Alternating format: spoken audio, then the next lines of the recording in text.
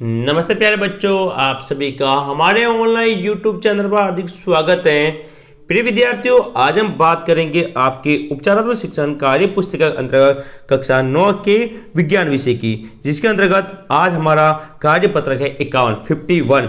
इससे पहले हमने एक से लगा कंटिन्यू 50 तक कार्य पत्र पूरे कर लिए विद्यार्थियों। यदि किसी भी विद्यार्थी ने नहीं देखे या किसी के बाकी रह गया तो अभी हमारे यूट्यूब चैनल पर जाकर वो सारे वीडियो जरूर देखिएगा।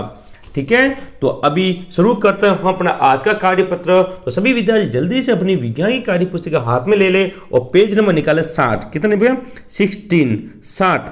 60 पेज पर आया हुआ है हमारा कार्य पत्र 51। एक चित्र बना हुआ दिख रहा होगा आपको, तो जल्दी से निकालें और हल करते हैं। तो वीडियो को अंत तक पूरा देखें और यदि आपने अपने खुद के YouTube चैनल को सब्सक्राइब नहीं किया तो जल्दी से YouTube चैनल को सब्सक्राइब करें और बेल आइकन को जरूर दबाएं, ताकि आपको सारे कार्य पत्र के और वार्षिक परीक्षा के मॉडल पर हैं वो भी आपको मिल सके। देखिए कार्य पत्र 51 का पहला क्वेश्चन और उसका आंसर।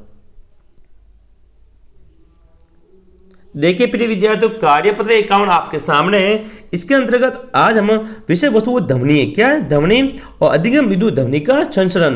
ध्वनि किस माध्यम में गति करती है, उसका संचरण किस प्रकार से होता है, उसके बारे में पढ़ना है।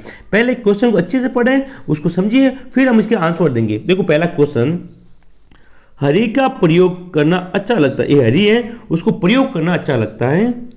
उसने एक निर्वात पंप लगी कांच की बड़ी बोतल ली, एक मोबाइल को बोतल में रखकर उसका ढक्कन बंद कर दिया। अब मोबाइल की घंटी बजाई एवं आवाज को ध्यान से सुना।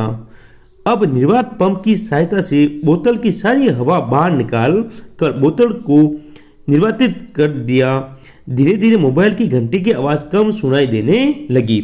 यानी कि यहाँ पर हरी नाम का एक लड़का है, इसने यहाँ प्रयोग किया है कि यहाँ पर इसने एक ऐसे बोतल ली कांच की, उसमें मोबाइल डाला और ऊपर एक ढक्कन लगाया निर्वात, और यहाँ पे एक नली लगाई निर्वात नली, जिससे वायु को बाहर निकाला जा सकता है। ओके, तो पहले इसने जब इसके अंदर वायु थी तो इसको जो ध्वनि थी वो अधिक सुनाई दी, लेकिन फिर इसने ध्वनि को वायु को क्या निकाला? बाहर। वायु कहाँ निकाली विद्यार्थियों? बाहर निकाली। तो मोबाइल की जो ध्वनि थी वो उसको कम सुनाई दी। ऐसा क्यों हुआ? तो देखिए क्वेश्चन नंबर 1 का आंसर। देखिए, हरि के प्रयोग के आधार पर निम्न प्रश्नों के उत्तर दीजिए। पहला, हरि को ध्वनि कम क्यों सुनाई दी? क्यों सुनाई दी थी? क्योंकि बोतल में से वायु उसने निकाल दी थी। तो ऑप्शन देखिए, बोतल में वायु की कमी के कारण। ऑप्शन ए यहाँ पे राइट होगा। सभी विद्यार्थी ऑप्शन ए को टिक करें कि बोतल में वायु की क्या आ गई थी? कमी आ गई थी, इसलिए ध्वनि सुनाई कम दी। हो गया पहला। दूसरा, बोतल में वायु की कमी होने को क्या कहते हैं? तो उसको कहते हैं बोतल का निर्वातित होना। ठीक है, ऑप्शन ए टिक करो। पहले का ऑप्शन ए, दूसरे का भी ऑप्शन ए यहाँ पर राइट होगा। ठीक है, ये निर्वातित यहाँ पे लिखा हुआ भी है। ठीक है ना, आप देख सकते हो यहाँ पे ये बताया हुआ भी है, हवा बाहर निकाल कर बोतल को निर्वात करिए, निर्वातित।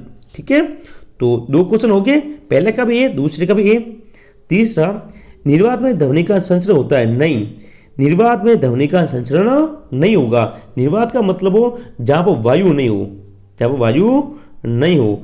ध्वनि को संचरण के लिए माध्यम की आवश्यकता होती है। देखो नेक्स्ट क्वेश्चन ये भी है, इसका होगा ऑप्शन बी। नहीं, 4 नंबर, ध्वनि के संचरण के लिए आवश्यक है माध्यम, ऑप्शन बी। ठीक है, तो तीसरे का ऑप्शन बी और 4 नंबर ऑप्शन बी। निर्वात में ध्वनि का संचरण नहीं होता और ध्वनि के संचरण के लिए माध्यम की आवश्यकता होती है। माध्यम कोई भी हो सकता है, चाहे वो ठोस माध्यम हो या फिर द्रव या फिर गैस। ठीक है, तो टिक कर लिया। नेक्स्ट दूसरा क्वेश्चन देखते हैं। यहाँ पे आपको क्या करना है? चित्र बना। देखिए, ध्वनि कंपन से बने विक्षोभ का चित्र बनाइए। यह आकृति स्तर पानी में धीरे से कंकड़ डालने से बनी आकृति जैसी होगी। यानी कि एक ऐसा पानी है, ठीक है ना, यानी हम उसमें कंकड़ डालते हैं तो इस प्रकार तरंगे निकलती है। मैं आपको चित्र आपको बनाऊंगा, बताऊंगा। देखिए चित्र मैं आपको बता देता हूं। देखिए विद्या, इस प्रकार का चित्र बनाना आपको, आप बीच में ऐसे गोल कर दें, ठीक है ना, फिर इस तरफ ध्वनि तरंगे निकालें। बीच से जब पात्र डालेंगे तो इस प्रकार ध्वनि ये तरंगे निकलेंगे। तो आप इस प्रकार से डैश डैश के गोल गोल ऐसे बनाएं, ठीक है ना। ये ऐसे बनाएं, ठीक है। ये तरंग जानी चाहिए, क्या चाहिए, तरंग जानी चाहिए। तो इस प्रकार का चित्र आप अपने पेंसिल की सहायता से कार्यपत्र 51 के दूसरे क्वेश्चन में बनाएं। सभी विद्यार्थी जरूर बनाएं, ऐसे बीच में पॉइंट लगा दें, फिर उसको गोल गोल तरफ ऐसे करें, ठीक है। और ऐसे दर्शाए भी उसको डैश डैश करके, ताकि पता चले कि ध्वनि तरंग उत्पन्न हो रही है।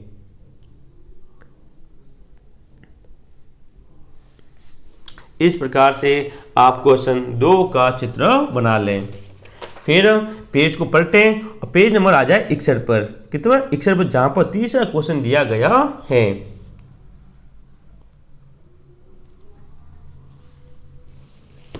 तो अब हम बात करेंगे अपने अगले क्वेश्चन की। आप चित्र को बना लेना। देखिए तीसरा क्वेश्चन आपके सामने है प्रिय विद्यार्थियों। देखिए ध्वनि संचरण के लिए ठोस, द्रव या गैस के माध्यम की आवश्यकता होती है। देखो यहाँ लिखा हुआ है किसकी आवश्यकता होती है, ठोस, द्रव या गैस। सारणी में दिए गए कथन को पढ़कर सही माध्यम लिखिए। ठोस, द्रव, गैस में से एक। पहला, किसी धातु की छड़ के एक सिरे पर खटखटाने से दूसरे सिरे पर उसकी आवाज़ सुनाई देती है। तो ये कौन सा माध्यम होगा, ठोस, क्योंकि धातु है। यहाँ पर क्या बात हो रही है, धातु की बात हो, धातु होता है ठोस, इसलिए माध्यम क्या होगा विद्यार्थियों, ठोस माध्यम होगा। तो जल्दी से लिखें ठोस। प्रिय विद्यार्थियों हमने आपके लिए व्हाट्सएप ग्रुप बनाया है, उसका लिंक नीचे दिया गया है। तो सभी विद्यार्थी व्हाट्सएप ग्रुप को जरूर ज्वाइन करें। वहाँ पर आपको प्रत्येक क्लास की पीडीएफ मिलेगी। साथ ही प्रत्येक क्लास आते ही सबसे पहले हमारे व्हाट्सएप ग्रुप पे आएगी। दूसरी बात, वहाँ पर आपको मॉडल पेपर की पीडीएफ मिलेगी, यानी वार्षिक परीक्षा के मॉडल पेपर की क्लास हम कुछ ही दिनों में शुरू करने वाले हैं। उसकी पीडीएफ भी आपको वहाँ पर मिल जाएगी। तो अभी हमारे व्हाट्सएप ग्रुप को ज्वाइन करें और चैनल को सब्सक्राइब जरूर करें। नेक्स्ट दूसरा देखिए, पानी में रखी कॉल बेल या घंटी की आवाज़ सुनाई देना। एक कौन सा है, द्रव। कौन सा माध्यम होगा, द्रव माध्यम।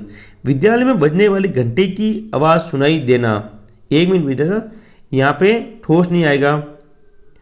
यहाँ पे ये बोला गया है विद्यालय में बजने वाली घंटी की आवाज़ सुनाई दे। हमें आवाज़ किस माध्यम से सुनाई दे रही है, तो वो गैस के माध्यम, यानी वायु के माध्यम से सुनाई दे रही है, इसलिए यहाँ पर आएगा गैस, ठीक है। यहाँ पर आप लिखे गैस, लिखे पहले में ठोस, फिर द्रव, फिर गैस। 4 नंबर पर, छोटे बच्चों का मासिक धागे से बने खिलौने से वार्तालाप से आवाज़ सुनना, ये ठोस माध्यम है। कैसा माध्यम है, ठोस। डॉक्टर द्वारा स्टेनोस्कोप से धड़कन की आवाज़ सुनना, ये भी ठोस। और रेलवे स्टेशन पर रेल का हॉर्न सुनाई देना, ये गैस माध्यम। कैसा माध्यम विद्यार्थियों, गैसीय माध्यम है। यानी हॉर्न सुनाई दे किसके माध्यम, वायु के द्वारा हमें सुनाई देता है। वायु गैसों का मिश्रण होती है, इसलिए यहाँ पर गैसीय माध्यम आएगा। याद रखिएगा, डॉक्टर जो अपने कान में डालकर हमारी धड़कन सुनता है उसको स्टेथोस्कोप कहा जाता है, ये भी याद रखिएगा। यहाँ पर आप गैस कर ले बस, क्योंकि वायु के माध्यम से सुनाई देते हैं, गैस। तो यहाँ हमारा क्वेश्चन नंबर 3 खत्म होता है। सभी विद्यार्थी सारणी में अच्छी तरह से माध्यम लिखे। अब हम बात करते हैं अपने क्वेश्चन नंबर 4 की। हो गया। नेक्स्ट आगे देखिए, यहां पर आपको दिया हुआ है अनुदैर्घ्य तरंग के रूप में ध्वनि संचरित होती है। अनुदैर्घ्य तरंग के सही चित्र पर सही का चिन्ह लगाए। याद रखिए, जो ध्वनि तरंगें होती हैं वो अनुदैर्घ्य प्रकृति की होती है। कैसी होती है, अनुदैर्घ्य प्रकृति की होती है। इस पर राइट आंसर होगा ऑप्शन ब, ये नीचे वाला। इस पर आप टिक करें। ये अनुपस्थ तरंगे, कैसी तरंगे विद्यार्थियों, अनुपस्थ। ये आपकी अनुपस्थ है, ये आपकी अनुदैर्घ्य तरंगे हैं। इस प्रकार से हमारा कार्यपत्र 51 समाप्त होता है। वीडियो अच्छा लगे अपने दोस्तों के साथ शेयर जरूर करें, जितनी भी क्लास में सबको बताएं, और चैनल को सब्सक्राइब जरूर करें। मिलेंगे हम अगले कार्यपत्र 52 के साथ, तब तक के लिए जय हिंद, जय भारत।